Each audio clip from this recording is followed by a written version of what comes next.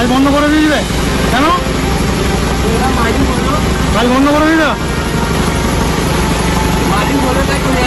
মালিক বললো কাজ বন্ধ করে দিতে। আচ্ছা ঠিক আছে।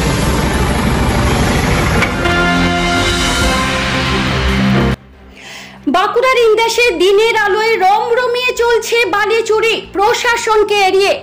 দিনের উজালাতে চলছে বালি চুরি, এটা আজ নতুন কিছু নয়। সব থেকে বেশি বাঁকুড়া এবং মেদিনীপুরে বালি এবং মাটি মোড়াম সবকিছুই প্রশাসনকে ফাঁকি দিয়ে হয়েই থাকে। এমন একটি ঘটনা দেখা গেল বাঁকুড়া ইন্দাসে। দিনের আলোতে রমরমিয়ে চলছে বালি চুরি। বালি মাফিয়ারা বিভিন্ন কায়দা করেই করছে বালি চুরি। এদিকে মুখ্যমন্ত্রী ঘোষণা করেছিলেন যে কোনো সরকারি জায়গা থেকে মাটি বা বালি চুরি করলে কড়া ব্যবস্থা নেওয়া হোক প্রশাসনিক দিক থেকে। তা সত্ত্বেও ঘটছে এরকম ঘটনা। এমন একটি ঘটনা আসলো আবার বাঁকুড়া ইন্দাসে। নদীর পাড়ের গাবাল থেকে জেসিবি ট্রাক্টর দিয়ে বালি তুলে নিয়ে যাচ্ছে। ইন্দাস থেকে কতুলপুর ব্লকের সূত্র মারফত জানা গিয়েছে যে নদীর গাবাল থেকে মাটি এবং বালি নিয়ে যাওয়া হচ্ছে কতুলপুর ব্লকের লোকাল ইটভাটাতে।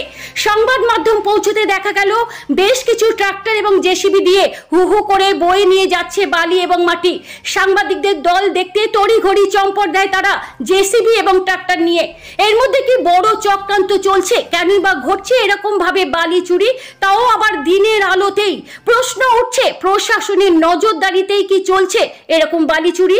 এই বিষয় নিয়ে পঞ্চায়েত সমিতির সভাপতি কি বলছেন বিস্তারিত জানাবো, দেখুন পিবিএন বাংলা নিউজে।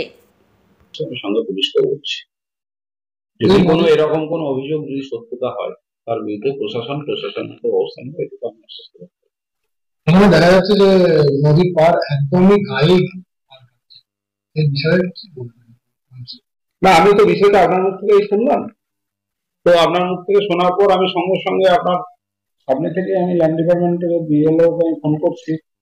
বিএলও কে করার পর আমি ওসিকে দেখছি, যাতে সেখান থেকে যদি তারা দোষীরা থাকে তাদেরকে কিভাবে শাস্তি দেওয়া যায় তা প্রশাসনিক ভাবে দেখবে।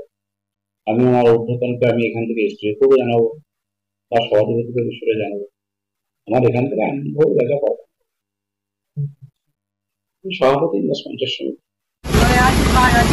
কাজ হবে না আর